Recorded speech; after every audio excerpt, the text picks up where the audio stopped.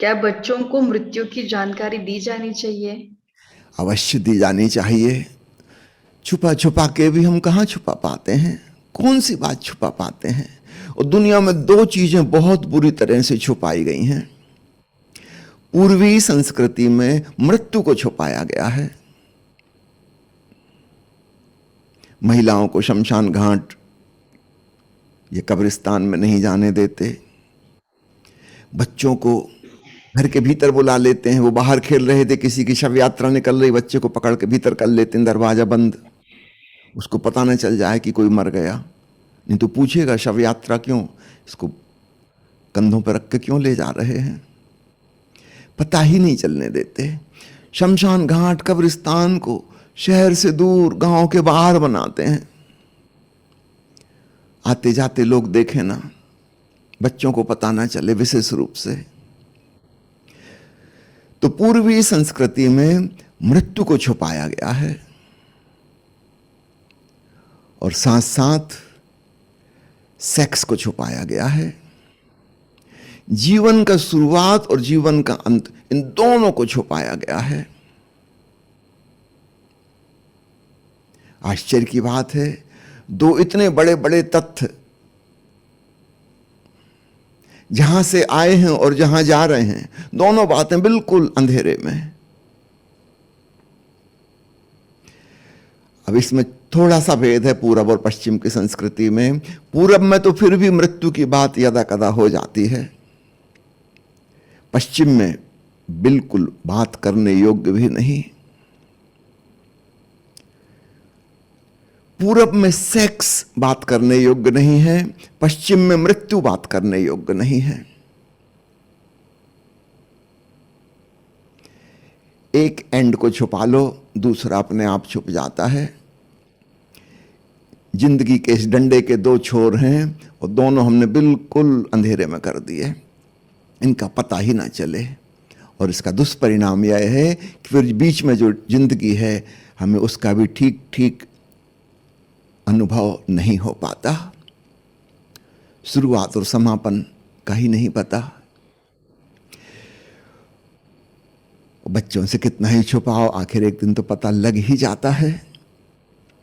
लेकिन फिर वो पता गलत तरीके से चलता है। तो जिस प्रकार आधुनिक युग में एजुकेशन के संग सेक्स एजुकेशन को जोड़ा जा रहा है, ठीक वैसे ही डेथ एजुकेशन भी जोड़ी जानी चाहिए। जो तथ्य है, छुपाना क्यों?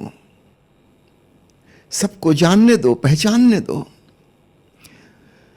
ताकि कुछ किया जा सके। अभी पिछले एक सप्ताह से हम भगवान गौतम बुद्ध के जीवन को और उनके संदेश को समझ रहे हैं। भगवान बुद्ध के पिता ने भी छुपाया था।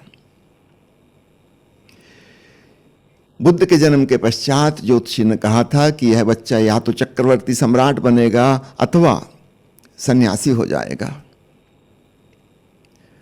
बुद्ध के पिता स्वयं सम्राट थे, वो क्यों चाहेंगे कि उनका बेटा सन्यासी बने, भिक्षु बने। उनका कैसे इसको बचाएं कि सन्यासी ना बन पाए। ज्योतिषी ने कहा कि इसको मृत्यु का पता ना चलने देना, जीवन में उलझा के रखना। तो सम्राट शुद्धोधन ने ऐसा इंतजाम किया था कि उस बच्चे को पता ही ना चले कि कोई मरता है। कोई वृद्ध लोगों को मिलने नहीं दिया जाता था। यहां तक कि रात में माली बगीचे में से सूखी पत्तियां और कुम्हलाए फूल हटा लेते थे। बुद्ध ने कभी कुम्हलाई पत्ती नहीं देखी थी, कभी गिरा हुआ फूल ना देखा था। उन्होंने बाहर ही बाहर जानी थी। अलग अलग इलाकों में उनके लिए महल बनाए गए थे, जहां उचित अच्छा मौसम हो वहां उनको शिफ्ट कर दिया जाता था। 29 साल तक उन्हें धोखे में रखा गया। लेकिन आखिर कब तक धोखे में रखेंगे?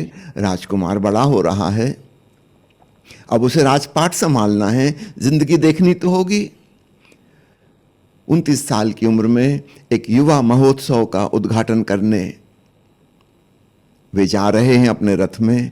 पहली बार उन्होंने एक वृद्ध व्यक्ति को देखा, जिसकी कमर झुक गई है, दांत टूट गए हैं, आंखें कमजोर हो गई हैं, बामुश्किल चल रहा है।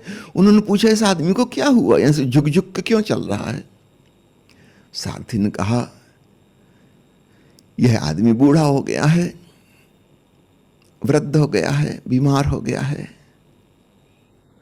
बुद्ध ने तुरंत सवाल पूछा, क्या मैं भी वृद्ध हो जाऊंगा? यह होता है इंटेलिजेंट आदमी का लक्षण। दूसरों के जीवन में घट रही घटनाओं को वह अपने ऊपर लेता है। सारथी ने कहा, बनते, कहना तो नहीं चाहिए अशुभ वचन, लेकिन क्या करूं, झूठ भी नहीं बोल सकता। ये नियम है, सभी को वृद्ध होना पड़ता है, बीमार होना पड़ता है। थोड़ी देर बाद एक अर्थी को ले जाते हुए देखा, लोग रो रहे थे, राम नाम सत्य कह रहे थे। बुद्ध ने पूछा, इस आदमी को बांध के कंधों पर रख के क्यों ले जा रहे हैं? सारथी ने कहा, ये चल फिर नहीं सकता, ये सांस नहीं ले सकता, इसका हृदय नहीं धड़कता, ये बोल नहीं सकता, देख नहीं सकता, सुन नहीं सकता। तो बुद्ध ने कहा, इसको ले कहाँ जा रहे हैं? सारथी ने बताया, इसको शमशान घाट ले जा रहे हैं, वहां ले जाके इसको जला देंगे। बुद्ध ने पूछा कि क्या मुझे भी एक दिन जला दोगे? सारथी की आंखें झुक गईं। उसने कहा, कहना तो नहीं चाहिए, लेकिन अब आप पूछ रहे हैं तो मजबूर हूं, क्या करूं? हां, एक दिन आपको भी चिता पर रख देंगे। यह खूबसूरत शरीर राख हो जाएगा। और फिर बुद्ध ने देखा एक सन्यासी को, गहरे कपड़े पहने हुए, शांत, आनंद मगन। बुद्ध ने पूछा, ये कैसा आदमी, अजीब से कपड़े पहने? सारथी ने बताया कि मृत्यु के तथ्य को देखकर यह साधना में रत हो गया, उस सत्य की खोज में निकल गया जो कभी समाप्त नहीं होता।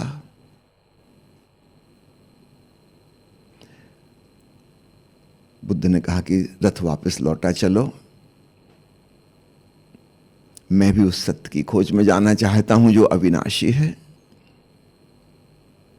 उसी रात राजकुमार बुद्ध महल छोड़ के चले गए। मृत्यु की घटना ने जगाया, चौंकाया।